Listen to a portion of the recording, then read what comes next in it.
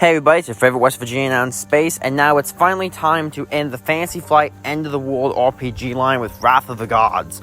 And I'm sure as soon as this video comes out, they'll release a fifth book just to screw with me. But that is not for here now. Wrath of the Gods is technically the second book in the series, but I'm reviewing it the last because it's the last one I got, and I think it makes a good capstone to everything else. As though I like a lot of the scenarios in this book, spoilers I guess, is that I do kind of feel personally that it's a bit of almost an advanced book, that that you really have to be into some of the ideas of the setting or the world to really be into it. You can't just say, hey, you want to survive aliens or zombies? It's like almost the antithesis to the zombie book, where it's just easy. They say, who wants to survive the zombie apocalypse? But this is like more complex.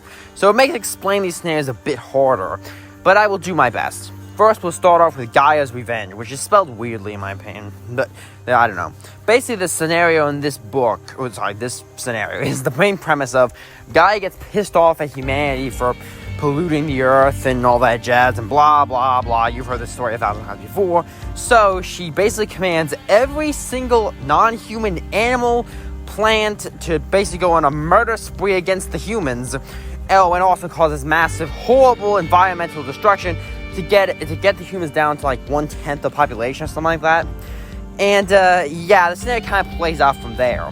It kind of gets progressively worse as plants also start growing rapidly to cause them to choke out cities or sometimes even grab you if you're really, really unlucky. And every animal turns against you, including your pets. We'll get to that.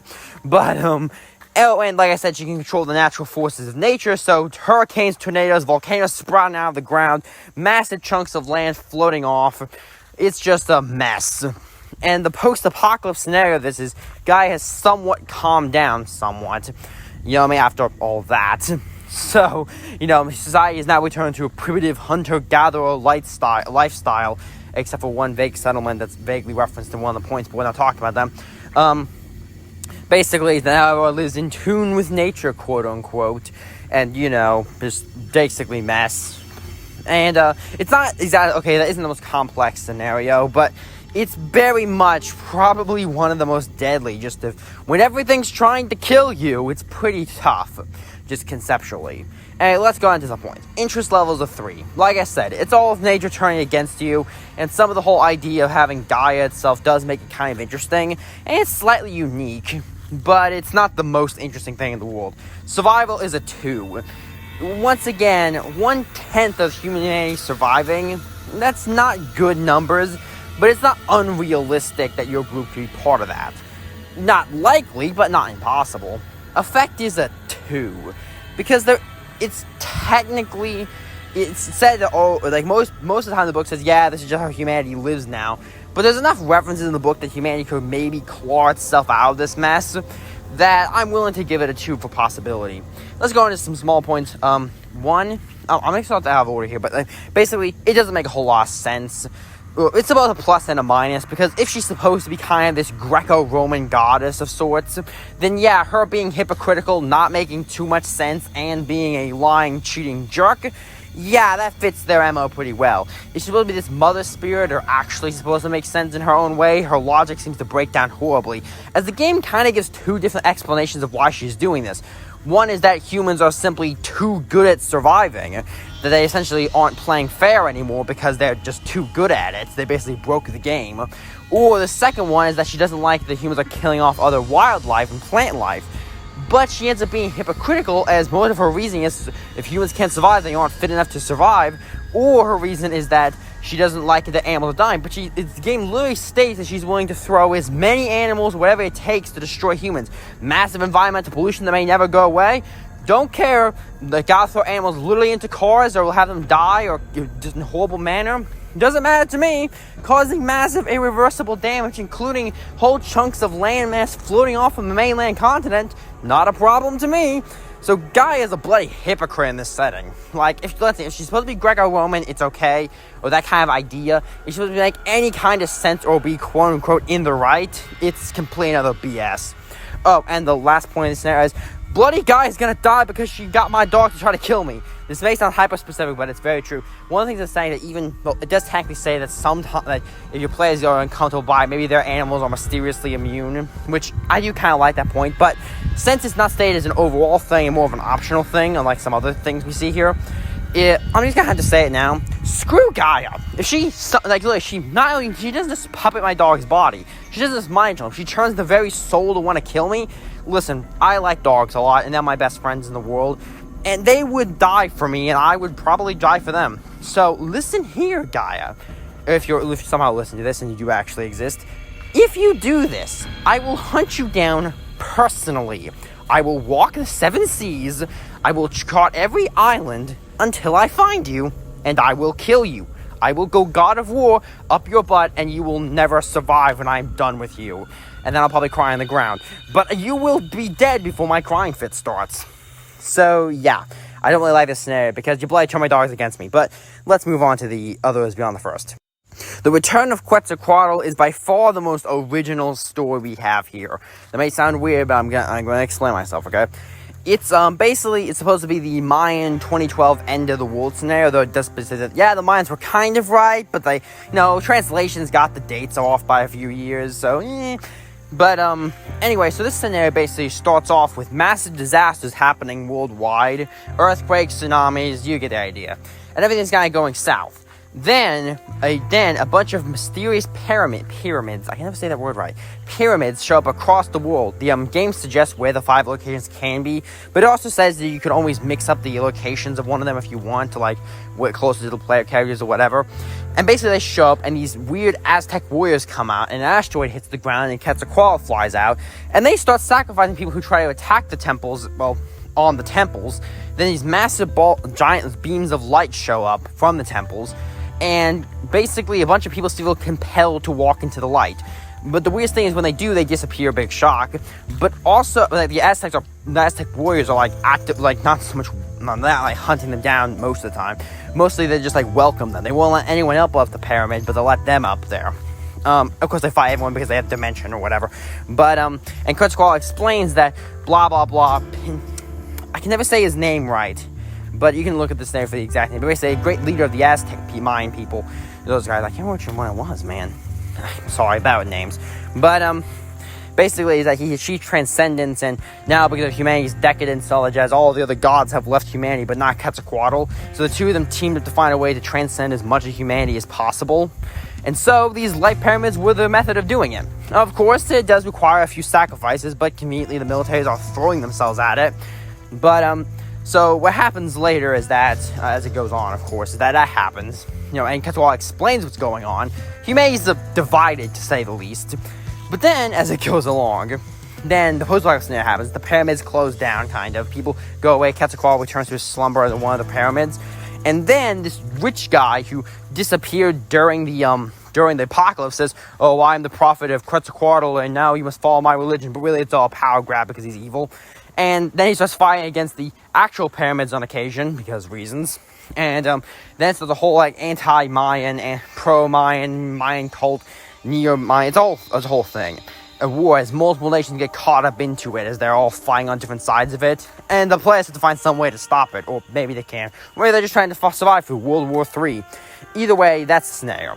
First of all, let's get to it. Interest level is a 6. I really like this scenario because it's just a fascinating scenario, because not so much of everything, but, like, some of the concepts of, like, the mysterious element of it. But I'm also a notorious fan of reading short sci-fi stories that have weird explanations, so, don't trust my judgment there too much on walking into light, finding it interesting. Survival is a 5. Some people do die through, like, blood sacrifices or get taken to the light. I'm not sure if that counts as death. And, well, they technically do kind of die, but either way, and there's all World War that could start up, or is kind of starting up, but either way, it's not you can survive relatively easily compared to other scenarios. Effect is a 3. There is a World War going on. You can wake up Quetzalcoatl, maybe, if you, in the post-apocalypse scenario after he goes back to sleep, but you can't really stop the apocalypse or the pyramids showing up or that kind of stuff, but you could perform some assassination against the cult leader, so that's something they am cold. Let's get to the point.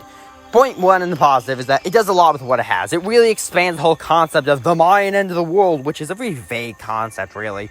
And then expands out this whole interesting scenario. So I have to give credit to that because they did a good job with it.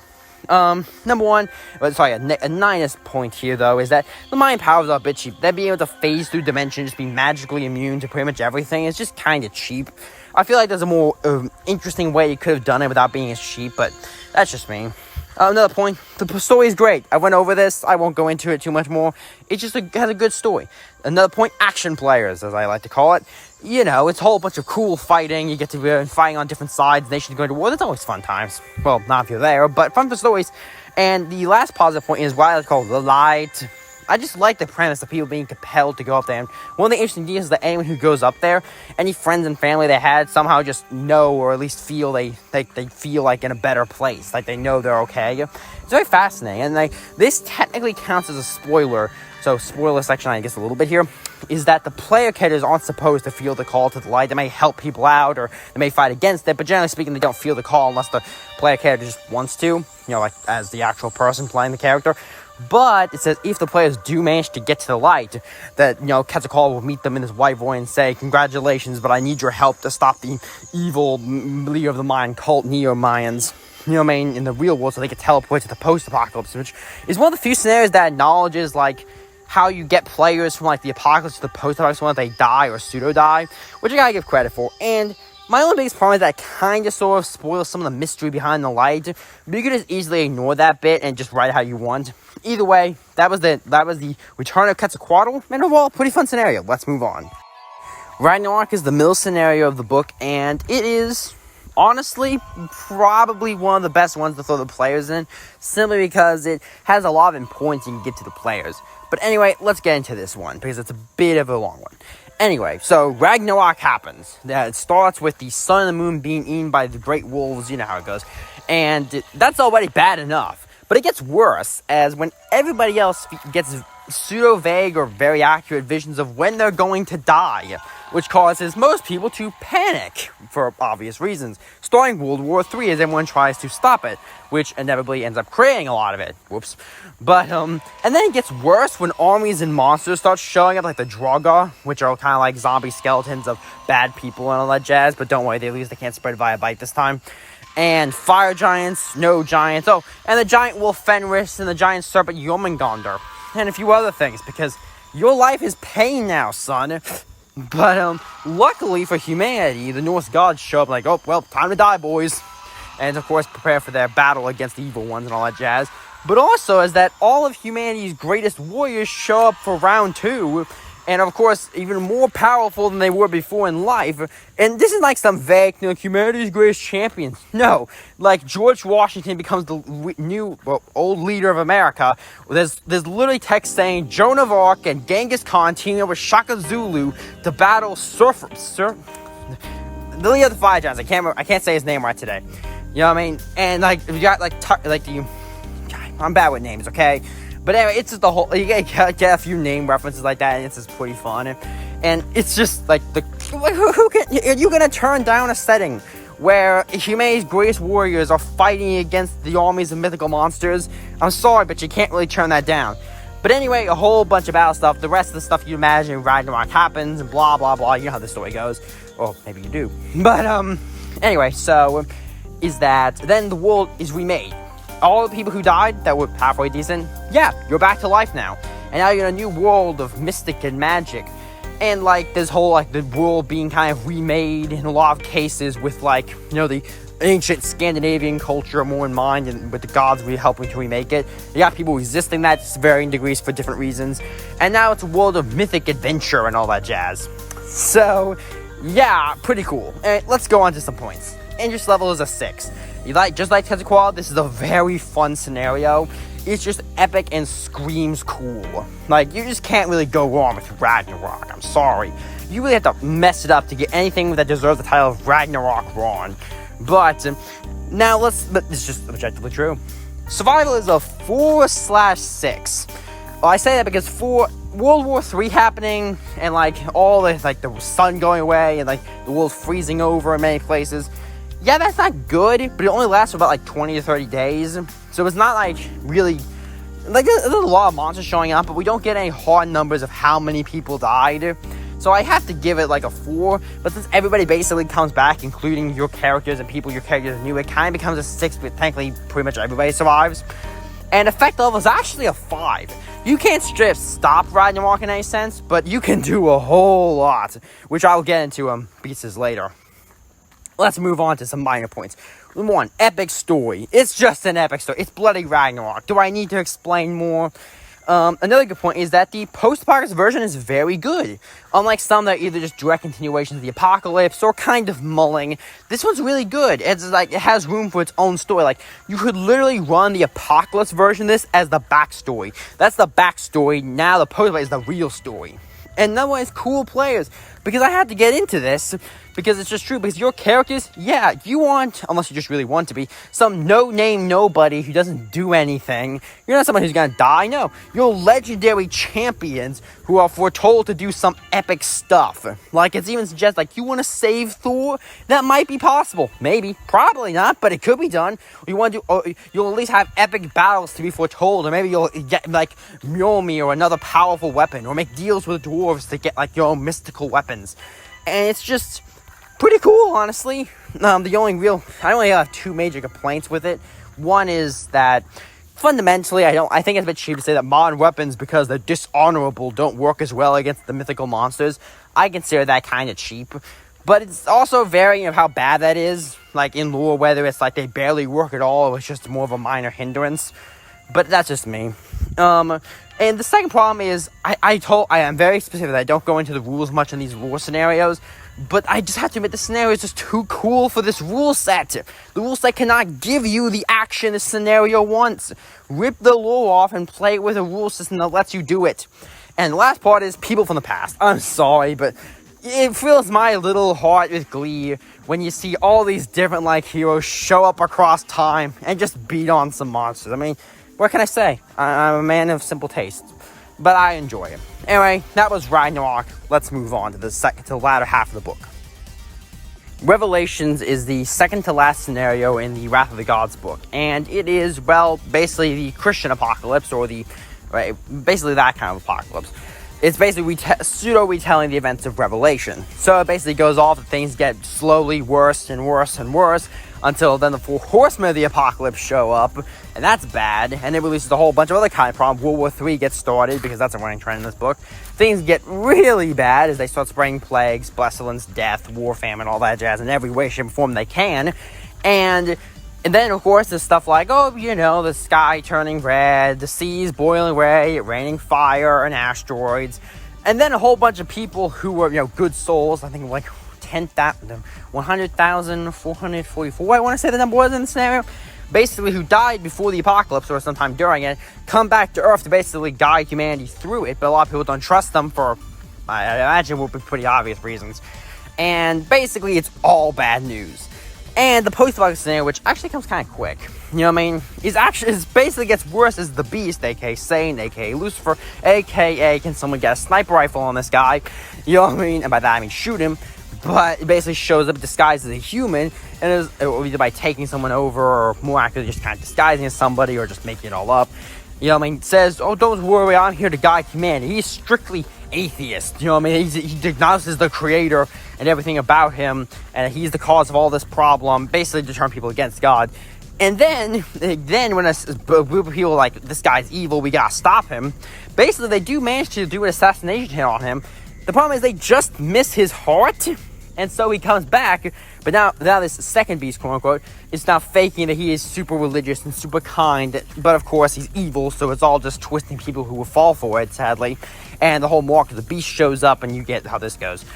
But so the whole world becomes a fanatical kind of cult for him, or at least a lot of it, of course doing evil because, well, he's Satan, And all this looks pretty bad, man, until the forces of heaven show up for now this time to end this war now. The final epic battle happens, and your players, of course, are likely to get somehow caught up in this mess, likely fighting with the forces of heaven in the final battle. The scenario doesn't really go on what happens after the final battle beyond the forces, good will win, and jazz. You get the idea. So let's move on to the point. Interest level is a 6. What can I say? If I had to pick one way the world will end, that's my way. Well, I am Protestant, so of course I think that, but You know, I mean, it's just a cool scenario. I mean, can you really argue with fighting demons? But survival is a 1, because it openly says that 1/3 of the population dies in the opening part to the cavalry, the other part dies to the horsemen, or all the cavalry. You know, I mean, it's not good, and it gets worse, and that's independent of all the, like, asteroids falling and the sea boiling away and all that jazz. So, like, yeah, survival rate, not high. Your survival rate is just not high in this scenario. Now, of course, the world's getting remade, so it's not the end of the world, I guess, but effect level is a 3. Once again, you can't really stop the apocalypse in this scenario, but you can do things. It is theoretically possible to slay one or all the horsemen if you're really determined.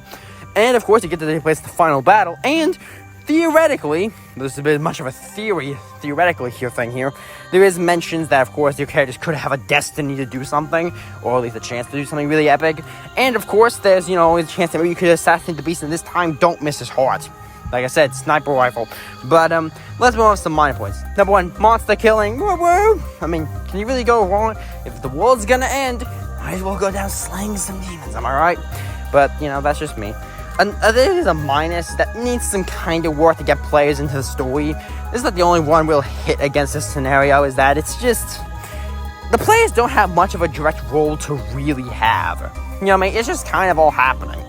So, you know, it's a bit tricky, but you can work it in, or you can just play it as surviving through it. But that's neither here nor there. And the last point is that it's just really cool. What can I say? It objectively is. I mean, it really describes the final battle with, like, jet fighters fighting demons, it's like all of humanity teaming up. It's just like this epic battle. All the people that came back earlier are now fighting for the forces of heaven. It's just like, and you know, all monsters of evil and all jazz, and like most, like the army. It's a really cool scenario. Okay, I like it. It's like a bit hard to work players into, but it's really fun. But anyway, let's move on to the last scenario of the book. That which is not dead, the final scenario of the Wrath of the Gods book, and it is, sadly, one of the worst scenarios in the book, sadly. Not the series, but definitely the book. So, it's supposed to be the Cthulhu scenario, which is kind of sad, honestly, but it has some cool points. Basically, the scenario works out that Cthulhu is rising from the sea because, you know, the stars are aligning. It's all, you know, it's all part of the plan. But, and he rises from the sea, and his cults rise up and infiltrate humanity and, like, attack and kidnap and sacrifice people. And the deep ones show up with their master plans or hybrids. And they're all unleashing chaos, and Cthulhu isn't actually doing directly much, but I'll get into that later. But he destroys cities as he walks across the land. You know what I mean? Like, people who see him go mad. But even before the apocalypse, are seeing visions and dreams of him, whether he's doing it directly or just his mere presence in the psychic void. But, and then it gets really bad. Nothing can work against Cthulhu, and though the forces of humanity are able to damage someone of the deep ones and later the star spawn Cthulhu and the cult, but with cults sabotaging them and so many deep ones, it's just humanity falls to the insurmountable might of the Cthulhu's forces. But then, Cthulhu, just after a few days, just flies away. Flies off the earth after a nuclear strike and just never comes back. And in the post-apocalyptic scenario, humanity is enslaved by the deep ones and star spawn, tortured, enslaved, killed for sport under the new masters with no hope of ever resisting. Yeah, it's definitely the most pessimistic scenario, as the scenario says, kind of, although it does theoretically offer you the chance to outsleep the entire apocalypse. I mean, I'm not the one that suggested going to bliss for torpor, but that's not the point. So let's move on to some points here, and I'll get into more specific points about the scenario as it goes along. Interest levels of 3. It's Cthulhu stuff. It's always kind of interesting, but kind of like the Visages scenario of the old zombie book, it just doesn't quite. It's just a bit pessimistic in a lot of ways, and unlike kind of like the zombie scenarios, actually, not all of them, but some of them, I don't think it could do all the damage it says. But we'll get into this. Survival is a 1. Once again, I mean, it's like all of humanity is basically enslaved and or killed. You don't really, or going to be. The scenario doesn't give you much room to, you know, live. But, and effect is weirdly enough a 1 or a 5. Is that 1 is that by random rules of the scenario, is that it's all like, oh, you can't possibly win. But due to a slight, and I hate to bring this up, another rules thing in the game, it should be theoretically beatable. But I'll get into that. Let's move on to some minor points. Negative here. It's overpowered in a dumb way. The deep ones, the star spawn, and Cthulhu itself are just so powerful they can't possibly be beaten by conventional means. They are just too powerful, too numerous, And I just feel it's done kind of cheaply. It's like the Aztecs from earlier in this book, but on steroids. But, at least how it feels. And another point, like I said, it's just the rules break really, really hard, because it's a very specific example, but it's very, very true, is that in the game, blah, blah, blah, Cthulhu has roughly about 21 arbitrary hit points, and that, blah, blah, blah, if by the end, at the start of his next turn, he heals all of them. But the thing is, he's not super resistant to damage, like, by rules as written. Now, he's pretty resistant, but far from invulnerable. Like, unlike even some other things in this book or other scenarios have said things that are resistant to certain kinds of damage, but he just isn't. So anything that could dish out either collectively or an individual attack 21 damage in this game at once could kill Cthulhu. And, like, dead. And he was nuked. And I somehow have a feeling that a nuke could probably do that kind of damage, but even if a nuke couldn't do all that damage in one turn, fleets of tanks and jet bombs all attacking at once certainly would. So, rules as written, Cthulhu should have died very early. But, like I said, it's those arbitrary... And like the scenario says he didn't die, but yet the rule says he can die with a relatively limited amount of firepower. But anyway, let's get on to some pluses in this scenario, at least. Deep 1 players, because the Deep 1s have hybrids everywhere. You know what I mean? They've infiltrated a lot of levels of society. Your characters could be partial or full-on Deep 1 hybrids, which, funny enough, it gives them more opportunities to do stuff. Is that it lets that the Deep 1s don't actually attack the hybrids unless they're directly provoked, and they even welcome the players to join and try to convince them to join their side if they don't already know they should be on their side. And in the apocalypse, they are enslaved or killed immediately. They rule and survive. And so it's like, literally, if you want to play the post-apocalypse as players, I'd recommend you do this. Also, you can breathe water and stuff, and that's fine, I guess. Another one is that there are some cool ideas in this. The world enslaved by Lovecraftian monsters is certainly interesting. I just felt it was a bit cheap how they did it. And, of course, is that, well, I gotta give credit to how they did Cthulhu in this scenario. Is that the cults are obviously just evil. You know, I mean, they're evil. The Deep 1s are evil. They're just traditional evil, okay? And though I'm not one of those people who goes on saying, Cthulhu isn't actually evil and he should be completely, like, blah, blah, blah, or whatever. I'm not one of those kind of people.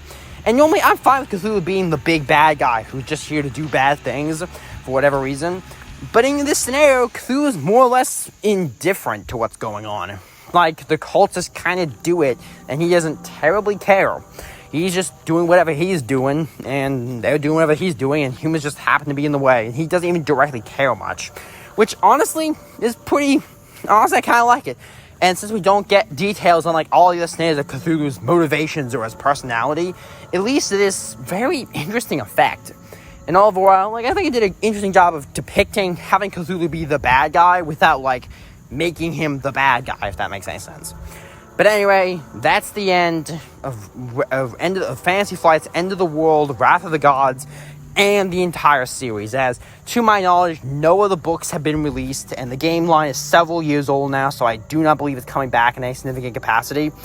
So, to touch up my feelings on all the scenarios, overall, it's a mixed bag. Wrath of the Gods, I think, was probably my second or first favorite book. Like, if I was you, I'd pick up Aliens and Wrath of the Gods, because they're both decent books with good scenarios and tons to curve and take ideas from, with robots being kind of middling and zombies being generic outside of one, maybe two scenarios. Overall, the End of the World line suffered from bad mechanics, in my opinion. They just didn't get the feel right, and the scenarios varied so heavily from super generic to, like, really interesting, but the problem is all the scenarios don't have enough time to shine. Like, to give a slight layout to the book, if I was doing it again, or I was gonna, like, make a second edition or whatever, I would probably cut out the opening 40 or 50 pages of every book that is, like, dedicated to re-explain the rules to you, because, like, in case you don't know, these books are formatted in such a way that you can pick up any one of these books without having to have the others, which is pretty cool, which means that if you don't want to play, like, say, the zombie one, you can just pick up the robot one and have fun on it. But it creates this weird thing where all the scenarios don't have enough time to shine. This is especially present in some of the earlier scenarios, is that we just don't have a lot of details on them, which I don't mind. Actually, I do kind of mind, but I feel it would have been better if they had more time to shine and, like, were able to do things without having to worry about, like, well, the scenarios could be expanded more, if that makes sense.